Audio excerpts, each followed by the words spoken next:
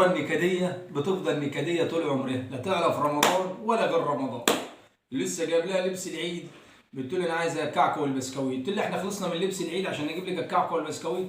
انا ماليش دعوه، انا عايزه فلوس الكعكه والبسكويت، انا ماليش دعوه. فلوس الكعكه والبسكويت فين؟ الناس كلها عملت وانا لا، واخواتها عملوا وانا ما عملتش. هات لي فلوس الكعكه والبسكويت دلوقتي. انا اعمل ايه؟ والله يا بنت اصبري شويه.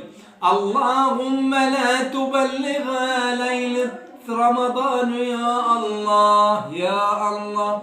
اللهم لا تبلغها ليلة القدر يا الله يا الله.